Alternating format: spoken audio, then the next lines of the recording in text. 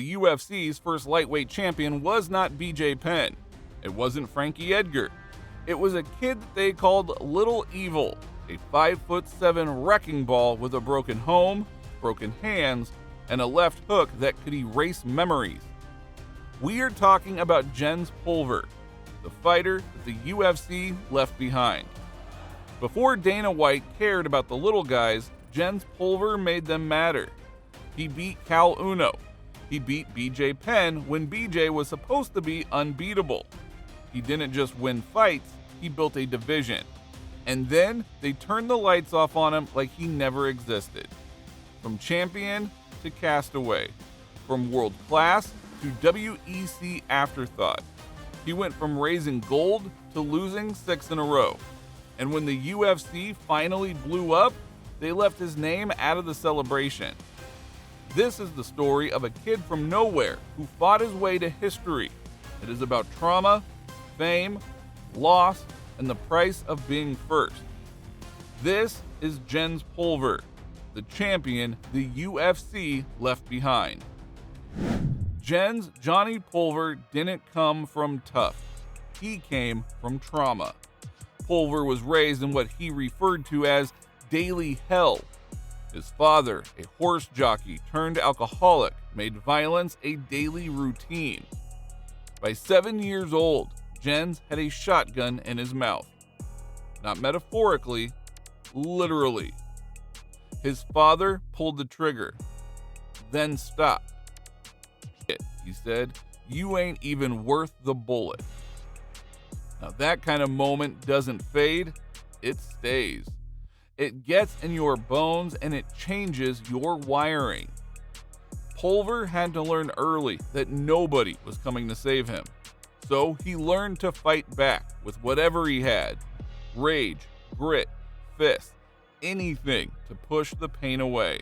I was hell-bent on, I'll never forget it, man. We were in the bathroom after he beat me up and we had the laundry room, so it was a bigger bathroom. And my mom was cleaning me up and I just told him, one day, man, one day I'm gonna get so famous, I'm gonna tell everybody about you, right? I'm gonna tell everybody what you did. And then I had to figure out, all right, getting famous is one thing, but getting people to listen, right? And getting people to understand it. So I knew that I kind of set out on this path. I'm gonna be a world champion. I'm gonna do this. And it wasn't until wrestling, like I said, when I won the state title, and I just seen people going up and congratulating my mom, and I seen the smile on her face. I seen my coaches smiling, you know what I mean? And I seen all my friends and my brothers crying. I'm like, all right, well, this is what I'm gonna do. This is how I'm gonna do that. So my mindset, ironically, was I just wanted to make my mom smile. I just wanted her to feel like, you know, because I know it weighed heavy on her head with, I've got a brother who decided to shoot somebody when he was 16, so he's out there playing gangster games, shot somebody and got put away, you know, and here, I didn't want her to feel bad. Wrestling became his escape. By high school, he was a 2-time state placer. At Highline Community College, he became an NJCAA All-American. He then transferred to Boise State, where he kept grinding until both wrists broke and his college wrestling career was done. But the fight wasn't over. It never is for guys like him. With wrestling fading, Pulver needed a new outlet. A friend took him to a jiu-jitsu gym in Idaho. The mats were rough, the rules were vague, but the fights were real.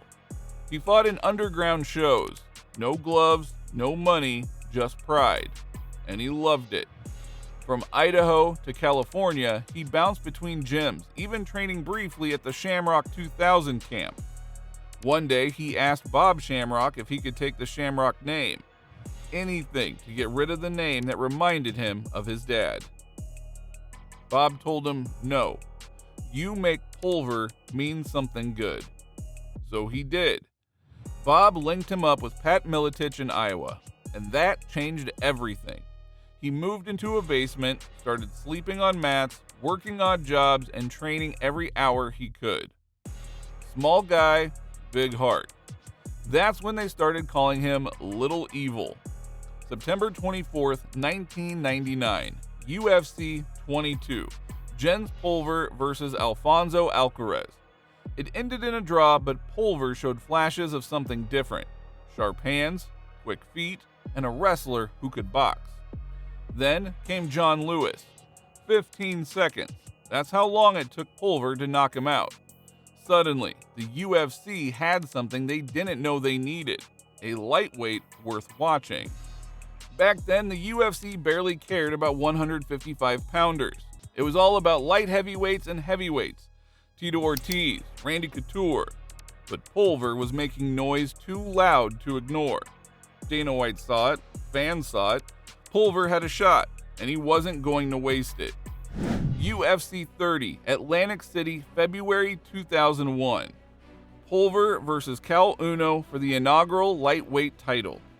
Uno was slick, a Shudo champ with crazy submissions and world-class scrambles. But Pulver made it a fistfight. He pressed forward, stayed low, stuffed takedowns. And every time Uno tried to circle, Jens put leather on him. A jab here, a hook there, and just enough wrestling to keep the pace his. After 5 rounds, there was no doubt Pulver was the first UFC lightweight champion. Not a paper champ, not a placeholder, a real one.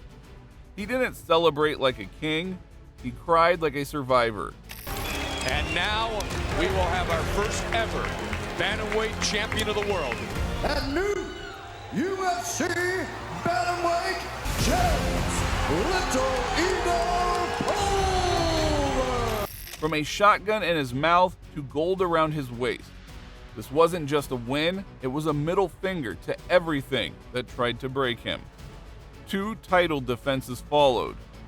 First, Dennis Hallman, who had already tapped out Matt Hughes twice.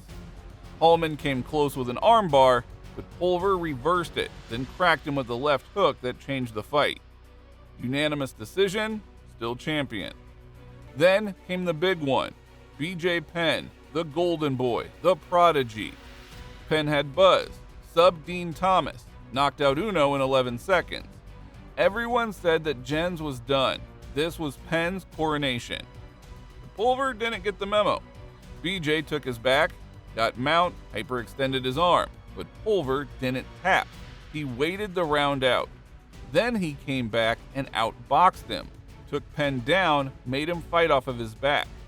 And in round 5, rocked him with a left hand that forced a groin strike timeout. Majority decision, Pulver won. The champ stayed the champ. By 2002, Jens Pulver was a force. 10 fights in the UFC, 9 wins, 1 draw. He wasn't just a champ, he was the face of the division. Blue collar, no BS. He trained with killers in Miletich's camp and fought like his next meal depended on it. He wasn't flashy, he was efficient. He beat names, drew fans, and showed the UFC that little guys could headline cards and steal the show. But behind the scenes, trouble was brewing. The UFC wasn't paying him what champions deserved. Contract talks got messy. They missed the deadline to re-sign him. Pulver asked for a raise. They said no. So he walked. No big send-off, no retirement speech. The UFC just moved on.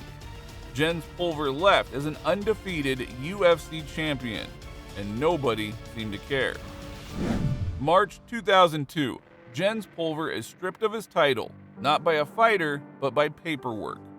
The UFC didn't renew his contract in time. He wanted a raise, and they didn't budge. So the first lightweight champion in company history walked out the door. No press tour, no legacy match, no thank you. He took a fight in Japan, beat Rob Emerson, and then bounced around smaller shows. No Octagon, no cameras, no respect. Then came Dwayne Bang Ludwig. It was January 2003 in Canada under the UCC banner. Pulver got clipped and put out cold in the first round. 1 minute and 3 seconds. That's how long it took.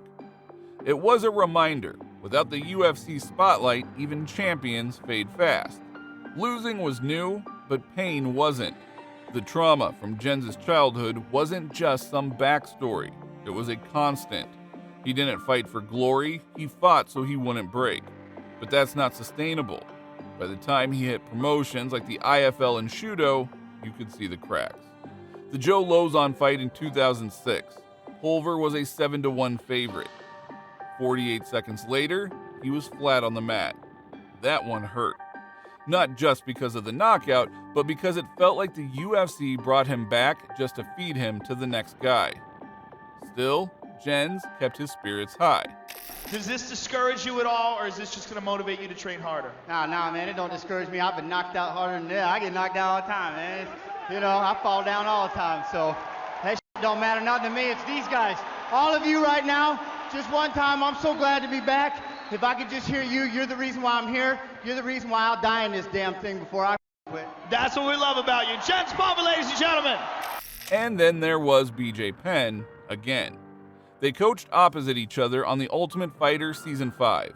It was meant to be a redemption arc, but in the finale, Penn tapped him with a rear naked choke in round 2.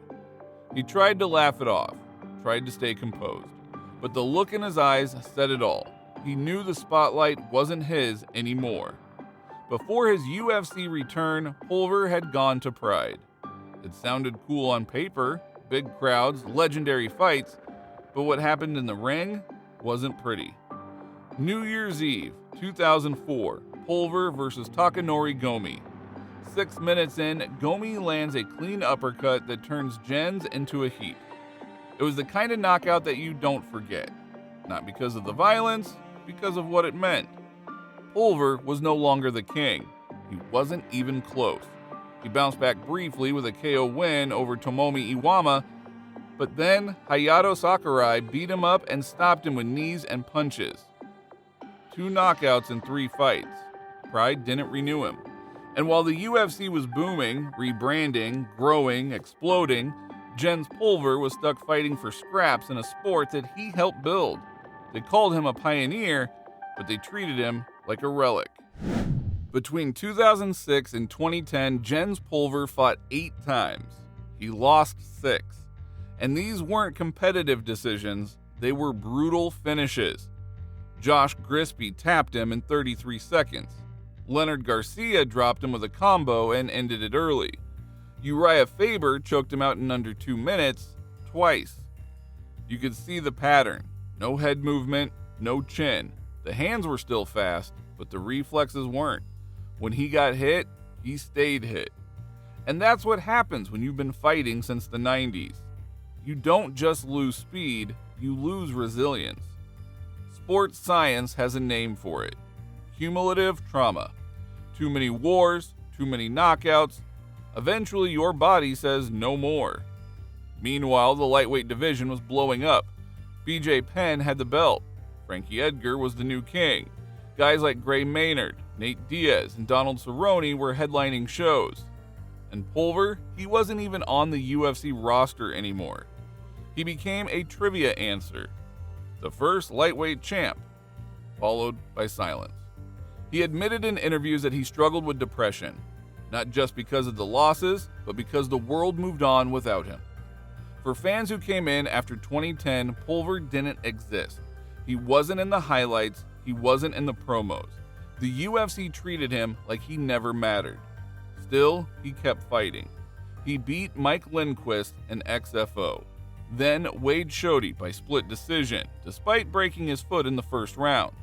He took out Cody Wheeler with a second-round TKO. But these were small shows. No pay-per-view, no big checks, no retirement plan. In 2011, he lost to Bryan Davidson. Then Tim Elliott knocked him out cold with a knee. You could see the damage piling up. The speech was slower, the reflexes were gone, but he couldn't quit. Not yet. Part of it was money, part of it was pride, but mostly it was habit. After all the knockouts, after the submissions and the headlines about decline, Jens Pulver didn't vanish. He adjusted. He stopped chasing explosions and started chasing decisions. He focused on defense, ring control, smarter pacing. The fire was still there, it just burned slower. Pulver teamed up with new coaches, changed up his footwork. He began timing opponents instead of trading bombs with them. It was survival mode, but it worked. In smaller promotions across the US, he strung together moments. Not just wins, but proof that he could still function, that he still belonged, even if the stage was smaller. He wasn't the fastest, he wasn't the strongest, but he was the guy who refused to leave. April 14th, 2012, Fort Hood, Texas. Pulver faces Jesse Thornton, a rising prospect, undefeated in military combatives. Pulver was 37 years old. Thornton was younger, fresher, faster. But the old dog had tricks. Jens controlled the pace, landed clean counters, and shut down Thornton's game. He won by unanimous decision. Then came a surprising unanimous decision win over Yafei Zhao and won championship. Those fights weren't glamorous, and they weren't main events, but they were victories. And at that point in his life, wins meant more than belts. Let's lay it out. Jens Pulver retired with a pro MMA record of 27 wins, 19 losses, 1 draw. He fought 47 times, knocked out 14 opponents, got knocked out 8 times. He was the first UFC Lightweight Champion, 2 successful title defenses, and for nearly a decade, nobody beat that record. He fought in the UFC, Pride, WEC, Shudo, IFL, won championship, you name it.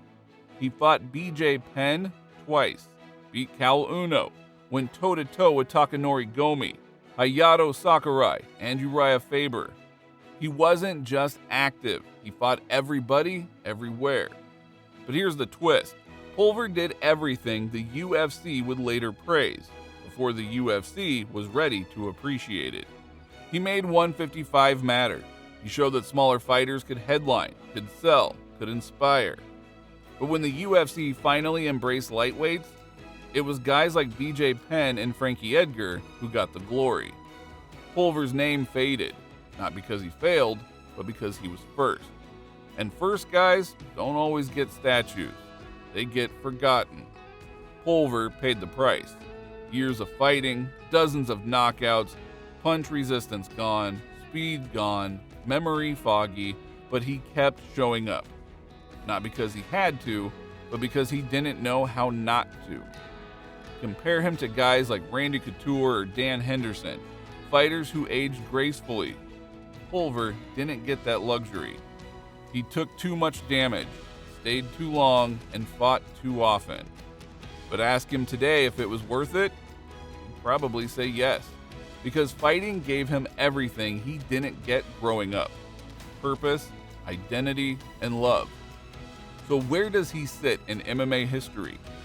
He's not the most famous, not the richest, not the guy on every highlight reel. But he is the first UFC lightweight champ. The guy who gave the division legitimacy before it was cool. A coach, a mentor, and now, finally, a UFC Hall of Famer. Pulver learned about his induction while conducting a watch-along live stream on the UFC's official Twitch.tv channel. It was long overdue, and very well deserved for a fighter who was ignored by the history books for the longest time. Just look at his reaction as he gets the news. It's enough to make a grown man cry. Shut the Oh! Shut the up. Oh, dude! Shut up. Are you serious? Wow, let's go!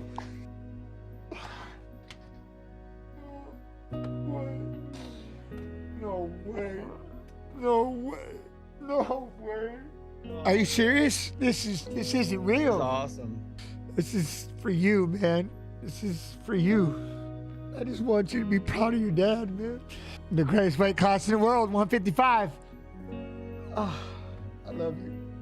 And the fact that he got to celebrate that moment with his son, given what we know about his relationship with his father, man, that just feels so wholesome.